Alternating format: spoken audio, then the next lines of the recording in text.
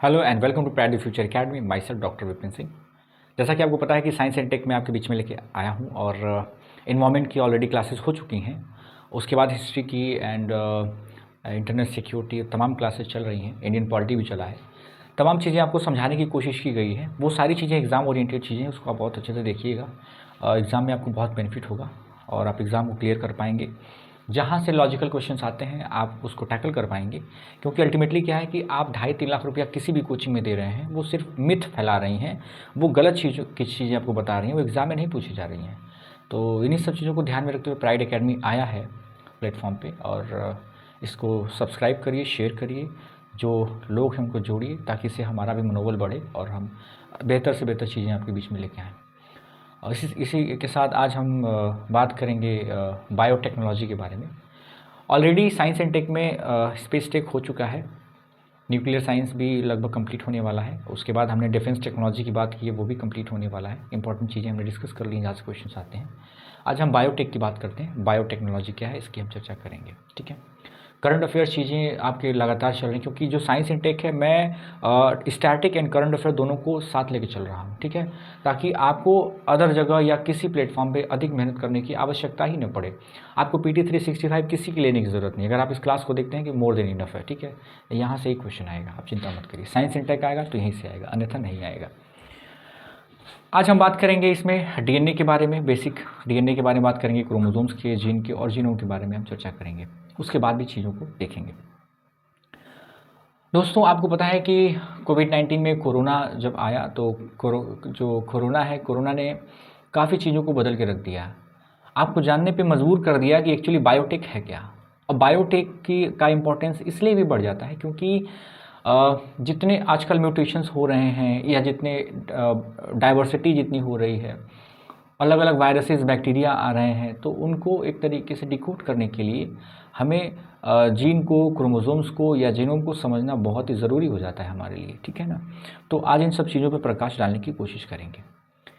दोस्तों, मैं अगर आपसे पूछूं कि व्हाट इज़ DNA क्या है, तो आप क्या बोलेंगे? Deoxyribonucleic acid. DNA क्या है? Deoxyribonucleic acid. देखते हैं आगे।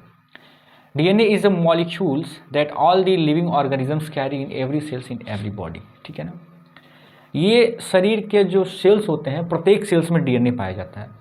ठीक है ना, DNA कहाँ पाया जाता है? प्रत्येक सेल्स में पाया जाता है। कहाँ पे? न्यूक्लियस में। DNA is a code that hold the details instructions building of the organisms।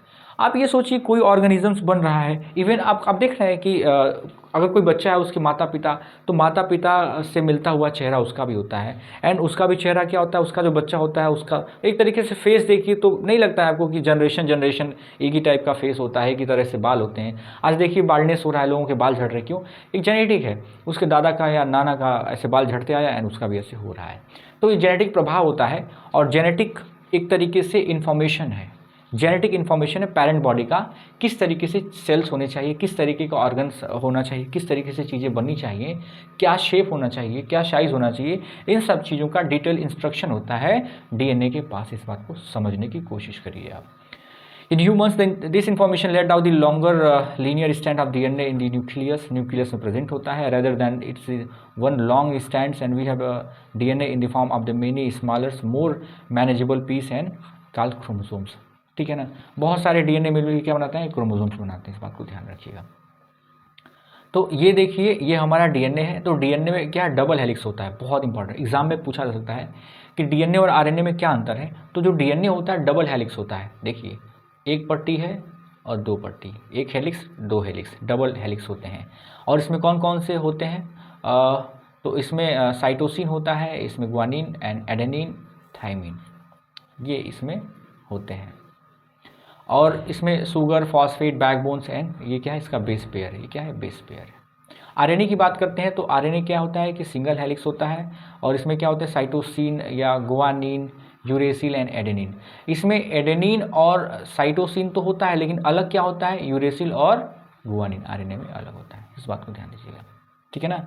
Humans have 3 billions pair of divided into the 2 copies of 23 chromosomes. कितने क्रोमोसोम्स होते हैं? 23 क्रोमोसोम्स होते हैं।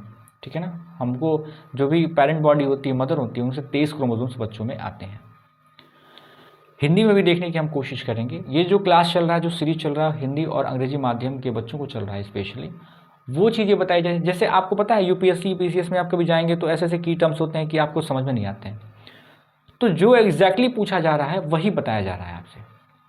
तो डीएनए क्या होता है कि डीऑक्सी न्यूक्लिक एसिड एक अणु है जो सभी जीवित जीव अपने शरीर में हर कोशिका में लेके होता है। डीएनए एक कोड होता है जो जीव के निर्माण के लिए काफ़ी विस्तृत मदद करता है। मनुष्यों में यह जानकारी केंद्रिक और डीएनए के लंबे रेखीय तंतुओं में रखी जाती है। एक लंबा डीएनए स्टैंड होने के बजाय हमारे पास कई छोटे छोटे अधिक प्रमुख टुकड़ों में के रूप में डीएनए होते हैं जिन्हें क्रोमोसोम्स कहा जाता है। क्या कहा जाता है? क्रोमोसोम्स कहा जाता है। ठीक है ना। तो डीएनए क्या होता है? क्या डीएनए हमने क्या बताया? Double helix.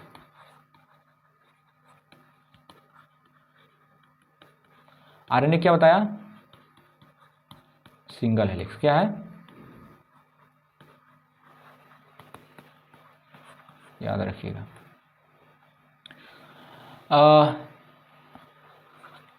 इसके क्या होते हैं? डीएनए के 6 बिलियन बेस पेयर होते हैं एवरी सेल। एक सेल में आप सोच रहे हैं, एक कोशिका में 6 बिलियन बेस पेयर होते हैं डीएनए के। लगभग आप सोचिए, नामुमकिन हो जाएगा ऐसे काउंट करना, लेकिन साइंस ने उसको भी काउंट कर लिया है। ठीक है। Chromosomes influence the everythings from the person hair colour to the susceptible of the diseases. Chromosomes क्या करता है? हर चीज़ को प्रभावित करता है, एवरी चीज़ को इन्फ्लुएंस करता है कि कोई अगर ऑफ स्प्रिंग है उसका हेयर कलर कैसा होगा, या किसी आदमी का स्किन टेक्सचर कैसा होगा, क्या उसमें चीज़ें नई हो सकती हैं, गलत हो सकती हैं, अच्छी हो सकती हैं। तमाम चीज़ों का जो इफेक्ट्स होता है वो क्रोमोसोम्स के माध्यम से देखा जा सकता है। क्रोमोसोम्स प्रभावित करता है, इन्फ्लुएंस करता है उन सब चीज़ों को। एग्जाम्पल देखा जाए, एग्जाम्पल देखो, chromosomes 1 contain the genes that control the whether you are susceptible to the some form of the malaria, while the chromosome 16 has genes that influence the hair color। जो क्रोमोसोम्स 1 होता है, हमने बताया ना 23 pairs of the chromosomes होते हैं, तो जो क्रोमोसोम्स 1 होता है वो ये बताता है कि आप किसी डिजीज से कितना ससेप्टिबल हैं, आपकी शरीर कितना उसको झेल पा रही है, किस तरीके से एंटीबॉडी बना पा रही है, नहीं बना पा रही है। तो ये चीज़ें जो डिसाइड करती हैं, क्रोमोसोम्स 1 डिसाइड करता है। इट मीन्स कि अगर क्रोमोसोम्स 1 बॉडी में नहीं हो तो बॉडी ससेप्टिबल नहीं होगी, कोई रोग हो जाएगा, आदमी खत्म हो जाएगा। अगर वहीं क्रोमोसोम 16 की बात करते हैं तो ये बताता है कि इंसान का हेयर कलर कैसे होगा। अगर समझिए कि हमारा जो जीनोम है, जीनोम एडिटिंग इस तरीके से बढ़ रही है, जीन एडिटिंग बढ़ रही है, हमारा साइंस एंड टेक इसमें काफ़ी लगा हुआ है और हम चीज़ों को काफ़ी अच्छे से समझ रहे हैं, बारीकी समझ रहे हैं। अभी रिसेंट स्टडी में ये पाया गया कि अगर कोई व्यक्ति है, उसका अगर बाल्डनेस हो रहा है, बाल सफ़ेद हो रहा है, तो अगर उसके जेनेटिक में अगर 16 क्रोमोसोम 16 में कोई फॉल्ट है तो उसको भी डिकोड किया जा सकता है। समझ रहे हैं? तो वो थेरेपी भी हमने बताने की कोशिश की पिछले क्लासेस में, देखिएगा। सम पीपल्स हैव मिसिंग क्रोमोसोम्स। कुछ लोगों में क्रोमोसोम्स मिसिंग होते हैं या कुछ लोगों में क्रोमोसोम्स अधिक पाए जाते हैं। ठीक है ना। कुछ लोगों में इन्वर्टेड क्रोमोसोम्स होते हैं या कुछ म्यूटेंट होते हैं, जो कि रोग का एक कारण बनता है। रोग का एक कारण बनता है। थोड़ा सा इम्बैलेंस हुआ, रोग हो जाएगा। राइबोन्यूक्लिक एसिड, आरएनए की बात करते हैं तो आरएनए क्या है? एक पॉलीमर है of the ribonucleotides and principally involve in the synthesis of the proteins carry the messenger instruction. एक तरीके से देखिए, जो डीएनए होता है इंस्ट्रक्शन होता है, ये इंस्ट्रक्टर होता है, इसमें बहुत सारे इन्फॉर्मेशन होते हैं। इस इन्फॉर्मेशन को ट्रांसफ़र करने के लिए आरएनए की ज़रूरत पड़ती है। तो मैसेंजर कौन होता है? जैसे फेसबुक होता है ना, तो फेसबुक पेज क्या है? फेसबुक क्या है? डीएनए हो गया। लेकिन मैसेंजर जिससे आप मैसेज भेजते हैं वो क्या हो गया? आरएनए हो गया। इस बात को समझिएगा। ठीक है ना। Which it self contain genetic instructions required for the development of the maintenance of the life and DNA differ from the RNA in the 3 basic aspects.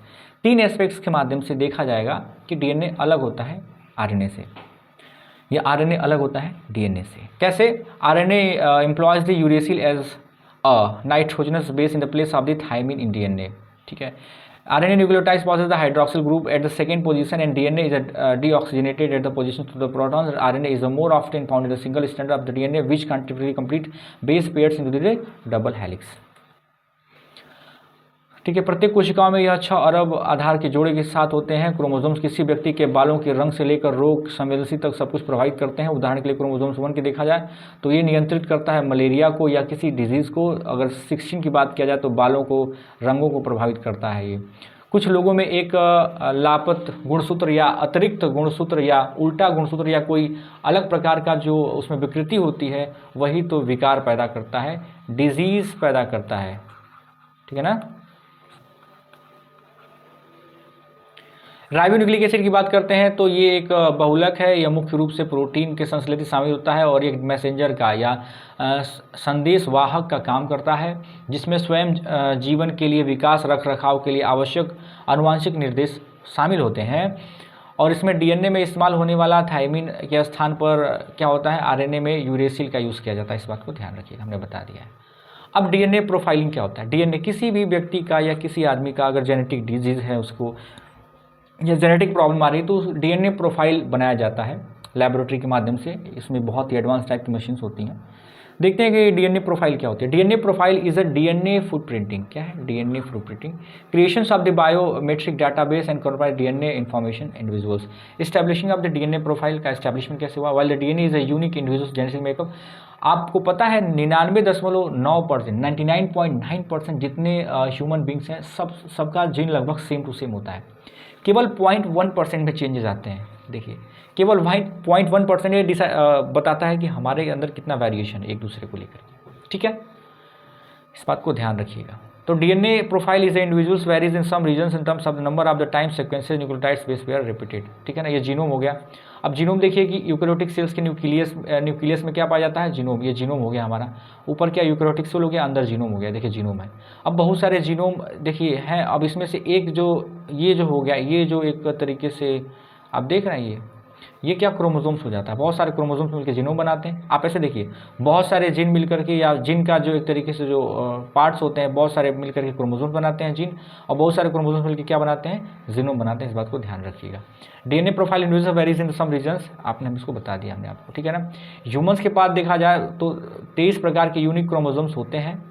ठीक है ना, टोटल 46 होते हैं। डीएनए प्रोफाइलिंग या डीएनए फिंगरप्रिंटिंग बायोमेट्रिक डाटाबेस का निर्माण करने में व्यक्तियों में डीएनए में जानकारी शामिल है।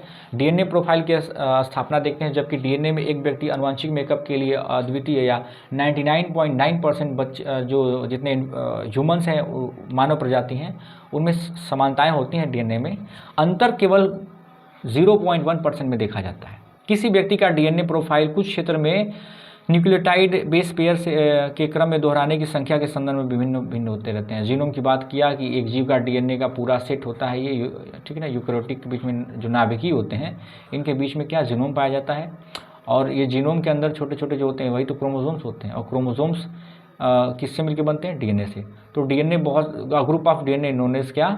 Chromosomes. A group of chromosomes known as genome. इस बात को ध्यान रखिएगा। ठीक है ना। हमें क्या कहा कि ये जीन हो गया, ठीक है ना, ये क्रोमोसोम्स हो गया, ये क्या हो गया?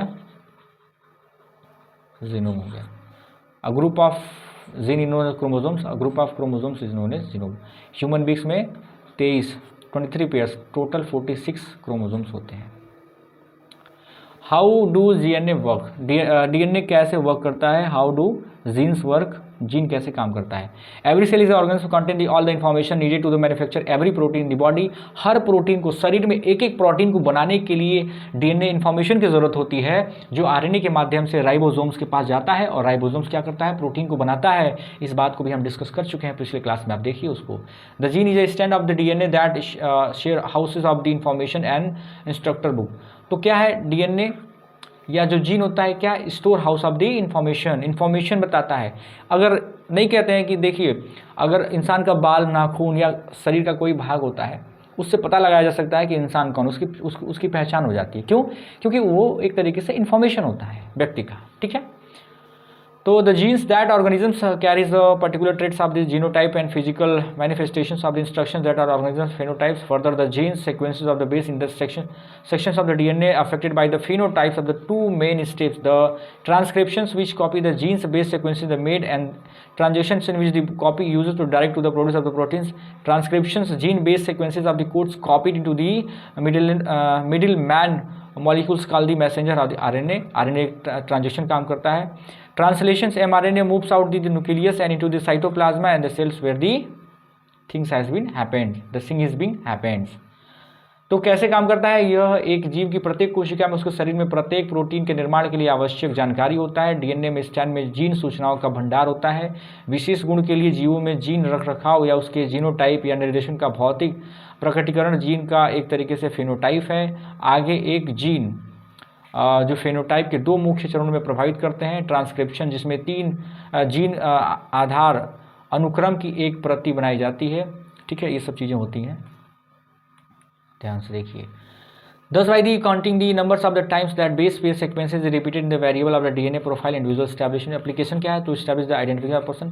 भाई DNA प्रोफाइल का क्या यूज़ हो सकता है कि हम किसी पर्सन को आइडेंटिफाई कर सकते हैं, डिटरमाइन कर सकते हैं उसके बायोलॉजिकली रिलेशन को, कि अगर कोई बच्चा है तो उसका माता पिता कौन हो सकता है, इसको भी हम पता लगा सकते हैं, ठीक है ना।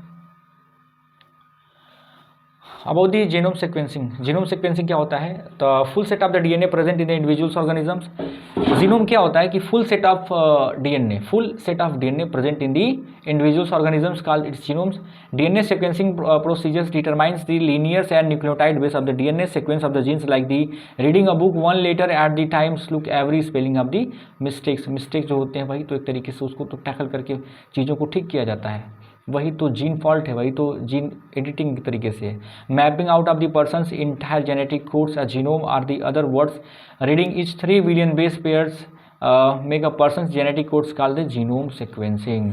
जीनोम सीक्वेंसिंग में क्या कहता है कि मान लीजिए कोई जीन का सीक्वेंस है, इसमें कोई फॉल्ट है, तो इस फॉल्ट को हटा दिया जाएगा, इस सब चीज़ों को पता किया जाएगा कहाँ कहाँ पे फॉल्ट है, और लगभग 3 बिलियंस बेस पेयर के बारे में एक तरीके से मेकअप किया जाता है, वही क्या है, जीनोम सीक्वेंसिंग है, ठीक है। आगे देखते हैं। तो ये 2 प्रकार के होते हैं, जो डीएनए सीक्वेंसिंग होता है 2 प्रकार का होता है। शॉर्टगन सीक्वेंसिंग होता है और दूसरा क्या होता है, नेक्स्ट जनरेशन सीक्वेंसिंग होता है। Shotgun involves the randomly breaking of the DNA sequence into lots of the small pieces and then reassembling the sequence by the looking of the regions in the overlap. Next generation sequences क्या होते हैं, it is massive parallel sequencing इसको बोलते हैं, lead to the fall in the time the cost of the human genome sequencing and made it accessible, ठीक है ना। DNA अनुक्रमण के तरीके तकनीकी कौन कौन सी होती है, तो शॉर्टगन वैक्सीन की बात या सीक्वेंसिंग की बात करते हैं। शॉर्टगन सीक्वेंसिंग क्या होते हैं, इसमें बेहतरीन ढंग से डीएनए अनुक्रमों को बहुत सारे छोटे छोटे टुकड़ों में तोड़ना और फिर ओवरलैप क्षेत्रों को तलाश करके अनुक्रम को फिर से जोड़ना शामिल होता है इसमें। या नेक्स्ट जनरेशन सीक्वेंसिंग, यह मैस्लीवली पैरेलल सीक्वेंसिंग के नाम से भी जाना जाता है, जिसमें मानव जीनोम अनुक्रमण के समय लागत में गिरावट आई और सुलभ बनाया गया। Genome mapping in Indian ocean, Indian ocean में जीनोम मैपिंग का क्या यूज़ है, इस बात को देखते हैं। National institute of the oceanography has going to launch a project like a genome mapping in Indian oceans. इसका एम क्या होगा, to sample from the current affair, to sample from the genome mapping and micro organism. Micro organisms के बारे में बहुत अच्छे से विस्तार से चर्चा करेंगे कि माइक्रो ऑर्गेनिज्म क्यों खत्म हो रहे हैं, इनको कैसे बचाया जा सकता है, इनको एक तरीके से टेम्परेचर रेजिस्टेंट या क्लाइमेट रेजिस्टेंट कैसे बनाया जा सकता है, इस बारे में हम सबसे अच्छे से स्टडी कर पाएंगे, इसके माध्यम से इसको बचा पाएंगे। Biochemistry and responsible of the ocean climatic changes, हमने क्या क्लाइमेट चेंज की वजह से टैकल किया, न्यूट्रिएंट स्टेज को टैकल किया जा सकता है, इंक्रीजिंग द पॉल्यूशन को भी टैकल किया जा सकता है जीनोम एडिटिंग किया, जीनोम सीक्वेंसिंग के माध्यम से इंडियन ओशियन में, ठीक है, बहुत इंपॉर्टेंट है। मैपिंग ऑफ डीएनए या ribonucleic acid will show the nutrient present in thems and lacking of the different part of the oceans. हम पता करेंगे कि डीएनए का मैपिंग करेंगे, आरएनए का मैपिंग करेंगे, और न्यूट्रिएंट्स जो होंगे वो कैसे सप्लाई होंगे, उस चीज़ों को हम अच्छे से ट्रैक कर सकते हैं। Lacking the different part of the ocean, पता करेंगे किस ओशियन में किस पार्ट में न्यूट्रिएंट्स नहीं पाए जा रहे हैं, या न्यूट्रिएंट्स पाए जा रहे हैं तो वो इफिशियंट है या नहीं, इस बात को पता लगाएंगे। It will give the holistic understanding about the nutrients, nutrient के बारे में एक बहुत ही विस्तार से बहुत अच्छे से बताएगा। प्रोडक्टिविटी के बारे में बताएगा ओशियन के। The project expected to generate a new information about the trace metals and discoloured regions in the Indian Ocean, ठीक है। जीनोम मैपिंग वायुमंडलीय कार्बन ऑक्साइड के प्रति उनकी प्रतिक्रियाओं के अलावा उपस्थिति को दर्शाएगा, जिनके इन सूक्ष्म जीवों में अनुकूलित किया गया है। जीन थेरेपी की बात करते हैं। पहले इसको भाई हम देखते हैं कि जो जीनोम सीक्वेंसिंग है इंडियन ओशियन में क्यों ऐसा किया जा रहा है। आप सपोज करिए हमारा प्यारा भारत है, ठीक है ना, सपोज करिए ये हमारा प्यारा भारत है और ये हमारा इंडियन ओशियन है। तो इंडियन ओशियन में हम जीनोम सीक्वेंसिंग का यूज इसलिए कर रहे हैं कि मान लीजिए अगर यहाँ पे कोई ऑर्गेनिज्म 1 हो गया, ऑर्गेनिज्म 2 है, ऑर्गेनिज्म 3 है, ऑर्गेनिज्म 4 पाया गया, तो ये देखेंगे कि ये ऑर्गेनिज्म खत्म हो रहा है क्यों, क्लाइमेट चेंज की वजह से या न्यूट्रिएंट लॉस की वजह से, ठीक है ना, क्लाइमेट चेंज की वजह से, या टेम्परेचर रेजिस्टेंट नहीं है। तो इसके अंदर हम ऐसा कुछ चेंजेस करेंगे, कुछ परिवर्तन करेंगे, जीन एडिटिंग करेंगे और इसको न्यूट्रिएंट सफिशिएंट मात्रा में मिलना और टेम्परेचर रेजिस्टेंट हो जाएगा, ठीक है ना, क्लाइमेट चेंज रेजिस्टेंट हो जाएगा, ऐसी बातें करता है, ठीक है ना। जीन थेरेपी क्या होता है? Gene therapy involve removal of the dysfunction of the stem cell. Oh my God, बहुत इंपॉर्टेंट है। Removal of the defective stem cells from the parent bones marrow, the stem cells so remove at the genetically modified for the correction, बहुत important है। Types of gene therapy technique. Gene therapy technique कितने प्रकार की होती है? 2 प्रकार की होती है। पहला होता है जीन ऑगमेंटेशन थेरेपी, जिसमें use to treat the diseases causes by the mutations, mutation के द्वारा जो डिजीज होता है उसको रोका जाता है, उसका ट्रीटमेंट किया जाता है। Producing a functional products such as a protein, ठीक है, ताकि अच्छा प्रोटीन बनाया जा सके। This therapy add a DNA containing the functional version of the lost gene back into the cell. The gene produces a functional product and sufficient level of the replace and protein that was originally missing. Hindi में देखते हैं, जो gene therapy होता है उसमें एक उत्परिवर्तन के कारण होने वाले बीमारियों के इलाज के लिए उपयोग किया जाता है, जो एक जीन को कार्यशील उत्पादक जैसे प्रोटीन का उत्पादन करने को रोकता है। यह उपचार डीएनए को खोए हुए 3 कार्यक्रम संस्करण को वापस करने में जो कोशिकाओं को जोड़ता है। मूल रूप से गायब प्रोटीन के बदलने के लिए नया जीन पर्याप्त स्तर पर एक कार्यशील उत्पादक का उत्पादन करता है। इस बात को ध्यान रखिएगा। दूसरा देखते हैं, जीन इनहिबिशन थेरेपी क्या होता है? Suitable for the treatment of the infectious disease, यही इंपॉर्टेंट है सिर्फ। जो जीन इनहिबिशन टेक्निक क्या करता है कि जो इन्फेक्शियस डिजीज होते हैं इनके ट्रीटमेंट के लिए यूज़ किया जाता है, जैसे कैंसर हो गया, inhibited by the disease cause by the inappropriate gene activity. इसका एम का होता है to introduce the gene whose the product either inhibits expressions and another genes and interface with the activity of the product another genes. इस बात को ध्यान रखिएगा। Gene निषेध चिकित्सा क्या है? यह अनुचित जीन गतिविधियों के कारण संक्रमित रोगों जैसे कैंसर और विरासत में मिली बीमारियों के उपचार के लिए उपयोग किया जाता है। इसका उद्देश्य एक ऐसे जीन को पेश करना है जिसका उत्पादन या तो दूसरे जीन अभिव्यक्त को रोकता है या किसी अन्य जीव के उत्पादक की गतिविधियों में हस्तक्षेप करता है। यह चिकित्सा का एक आधारित ऐसे जीन गतिविधि को समाप्त करना है जो रोग संबंधित कोशिकाओं के विकास को प्रोत्साहित करता है, ठीक है। माइटोकॉन्ड्रियल डीएनए और न्यूक्लियर डीएनए में क्या अंतर होता है? What is mitochondrial DNA? What is nuclear DNA? DNA, we have been referring to the DNA that is present in the nucleus, ठीक है ना। जो DNA होता है, ठीक है, वो क्या होता है? न्यूक्लियस में प्रेजेंट होता है। In addition to the DNA in the nucleus, some DNA is also called the present in the mitochondria. कुछ डीएनए माइटोकॉन्ड्रिया में पाए जाते हैं, कुछ डीएनए न्यूक्लियस में भी पाए जाते हैं। During the fertilisation in the nuclear DNA, जब फर्टिलाइजेशन होता है न्यूक्लियर डीएनए में with the 46 chromosomes that forms where the 23 chromosomes inherited from the mother, 23 from the dad. तो 46 क्रोमोसोम्स होते हैं जिसमें से 23 जो होते हैं वो मदर से आते हैं बच्चों में, और जो 23 होते हैं फादर से आते हैं, और उसके पेयर क्या होते हैं? तो 23 और इसके टोटल 46 हो गए, ठीक है। Mitochondrial DNA only has 1 chromosomes, ध्यान दीजिएगा। माइटोकॉन्ड्रियल डीएनए के पास केवल 1 क्रोमोसोम्स होता है, बहुत इंपॉर्टेंट है, आप यहीं कंफ्यूज हो जाएंगे। और the nuclear DNA has responsible for the inheritance from the both father and mother. Mitochondrial DNA is inherited only from the mothers and thus more effectively trace the human asset. जो mitochondrial DNA होता है केवल mother से आता है, father से नहीं आता है। न्यूक्लियर डीएनए मदर और फादर दोनों से आता है, इस बात को ध्यान दीजिएगा। तो माइटोकॉन्ड्रियल डीएनए, परमाणु डीएनए क्या होता है? यह जिस डीएनए की बात करते हैं वह डीएनए है जो केंद्रिक में मौजूद होते हैं। डीएनए अलावा कुछ डीएनए ऐसे भी होते हैं जो माइटोकॉन्ड्रिया में मौजूद होते हैं। निषेचन के दौरान यह परमाणु डीएनए 46 गुणसूत्रों के साथ बनता है, जिसमें 23 गुणसूत्र माँ और 23 गुणसूत्र पिता से मिलता है। माइटोकॉन्ड्रियल डीएनए में केवल 1 गुणसूत्र होता है, बहुत इंपॉर्टेंट है। जो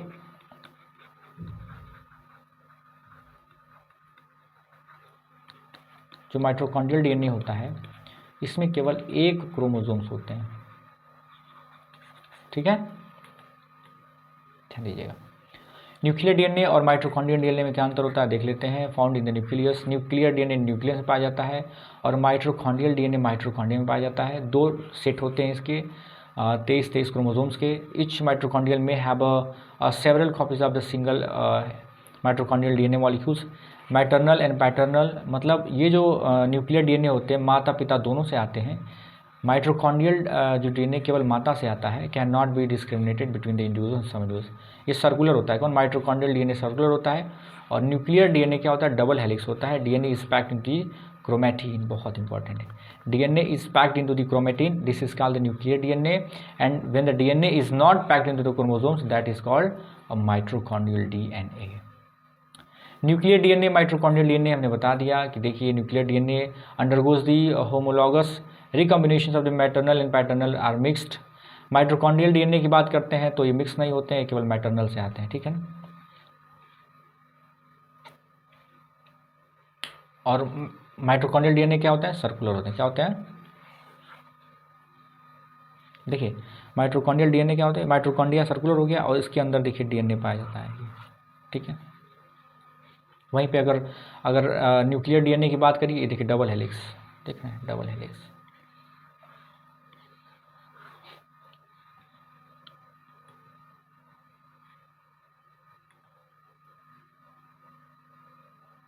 देखिए mother passes the mitochondrial DNA directly into the offspring, ठीक है। जो माइटोकॉन्ड्रियल डीएनए होता है माता से डायरेक्टली ऑफस्प्रिंग में आता है, इस बात को ध्यान से समझिए। जैसे मान लीजिए ये स्पर्म गया एंड ये क्या एक फर्टाइल हुआ और देखिए डायरेक्टली जो बच्चा हुआ तो मदर से डायरेक्टली क्या हुआ, न्यूक्लियर डीएनए या माइटोकॉन्ड्रियल डीएनए क्या हुआ, बच्चे से डायरेक्टली आया, पेरेंट्स फादर से नहीं आया, ठीक है। इस बात को ध्यान दीजिएगा। तो human mitochondrial DNA contains only one longer region non coding, it called the non coding regional control region, वही बात है। तो इसमें सिंगल डीएनए सिंगल क्रोमोसोम्स होते हैं, एक क्रोमोसोम्स होता है, ध्यान दीजिएगा, ठीक है।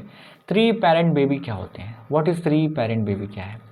Apart from the receiving a usual nuclear DNA from its mother and father, the embryo would have includes the smaller amount of the healthy mitochondrial DNA of the women donor. आप ये सोचिए, मान लीजिए कि 3 पेरेंट क्या हो सकते हैं बेबी। आप ये सोचिए कि ये फादर है, ठीक है। अगर सोचिए ये पेरेंट बॉडी, ये मेल है एंड फीमेल है, ये फीमेल है, ठीक है, और ये मेल है। एंड अगर देखा जाए इसमें जो ऑफस्प्रिंग जो होगा, जो बच्चा होगा, तो आप ये सोचिए 2 कंडीशन हो सकता है। मान लीजिए अगर कोई डीएनए डिफेक्ट्स हो अगर मदर के अंदर, या सपोज जो माइटोकॉन्ड्रियल डीएनए हो, माइटोकॉन्ड्रियल ध्यान से देखिएगा, जो माइटोकॉन्ड्रियल जो डीएनए है, ठीक है ना, अगर इसका अगर डिफेक्ट हो, अगर फीमेल का माइटोकॉन्ड्रियल डीएनए डिफेक्ट्स हो, तो उस कंडीशन में जो ऑफस्प्रिंग पैदा होगा ये एबनॉर्मल हो सकता है, इसमें कुछ कमियां हो सकती हैं, कुछ बीमारियां हो सकती हैं। तो अगर पहले से इसको प्री डिटरमाइन कर दिया जाए, अगर पहले से इसको एक तरीके से पहचान लिया जाए, आइडेंटिफाई कर दिया जाए, तो यहाँ पे क्या किया जा सकता है कि ये जो एग होगा, एग होगा, तो इसमें क्या किया जाएगा कि माइटोकॉन्ड्रियल डीएनए इस फीमेल का ना जा करके कोई अन्य फीमेल होगी, उसका माइटोकॉन्ड्रियल डीएनए क्या किया जाएगा, इसको यहाँ किया जाएगा, और आप देखिए इसका फिर इसका डीएनए इसमें आएगा और ये फ्यूज़ होकर के क्या ऐसा बेबी बन जाएगा। तो आप सोचिए इसमें कितने पेरेंट की आवश्यकता पड़ी, 3, 1, 2 एंड 3, इसीलिए इसको बोलते हैं 3 parent baby. Apart from the receiving a usual nuclear DNA from its mother and father, embryo would have includes the small amount of the healthy mitochondrial DNA from the woman. This is a result when the actual mother is offspring from the incubated mitochondrial DNA. Mitochondrial का ही फर्क होता है, mitochondrial केवल mother से आता है। अगर सोचिए कि उसमें कुछ प्रॉब्लम हो, कुछ डिफेक्ट्स हो, तो एक मदर से नहीं, दूसरे मदर से सिर्फ माइट्रो इसमें देखिए मैं आपको समझाने की कोशिश करता हूँ, बहुत ही अच्छे से देखिए इस बात को। सपोज करिए ये क्या है, ये मदर है एंड इसका जो सेल है देखिए इसमें माइटोकॉन्ड्रिया है, तो मदर न्यूक्लियस क्या गया, ऐसे आया। तो ये जो मदर का जो न्यूक्लियस है ये तरीके से इसमें माइटोकॉन्ड्रिया सिक है, जो माइटोकॉन्ड्रिया है ये सही नहीं है, डिफेक्टेड है। तो इस कंडीशन में ये हो सकता है कि ये मदर फर्टाइल नहीं होगी, तो बच्चा देने में सक्षम ही नहीं है, इसका बच्चा होगा ही नहीं। लेकिन मेडिकल टर्म में इसको सॉर्ट आउट किया गया है। मान लीजिए ये किसी बच्चे की मदर है, ये किसी बच्चे की फादर है, और इन दोनों की शादी हुई एंड देन क्या हुआ, इस मदर में कुछ डिफेक्ट है माइटोकॉन्ड्रियल डीएनए में, एंड जिसके वजह से ऑफ स्प्रिंग नहीं हो पा रहा, बच्चा नहीं हो पा रहा है। तो ये क्या करेंगे, डॉक्टर के पास जाएंगे और वहाँ पे एक डोनर होगा। डोनर क्या करेगी कि वो अपना क्या करेगी, माइटोकॉन्ड्रिया देगी सेल में से। ये देखिए एम्प्टी एग, मतलब क्या होगा, जो एग होगा वो इसी का, इस मदर का ही एग होगा। सपोज करिए एग है इस मदर का ही होगा, लेकिन इसके अंदर जो माइटोकॉन्ड्रियल डीएनए जो इंजेक्ट किया जाएगा, मेरी बात ध्यान से सुनिएगा, जो इंजेक्ट किया जाएगा माइटोकॉन्ड्रियल डीएनए, तो वो क्या होगा, इंजेक्शन है, ये सिरिंज है, क्या सिरिंज है मान लीजिए, तो इसके माध्यम से माइटोकॉन्ड्रियल डीएनए इसके एग में डाल दिया जाएगा, इसका माइटोकॉन्ड्रियल डीएनए। तो देखा जाए सब कुछ तो इस मदर का, लेकिन हमने सिर्फ इसका जो डोनर का क्या लिया, सिर्फ माइटोकॉन्ड्रिया, हेल्दी माइटोकॉन्ड्रिया लिया, तो इसीलिए इसको हम 3 पैरेंटल बेबी कहते हैं। आई होप कि आपको चीज़ें क्लियर हो गई होंगी, ठीक है।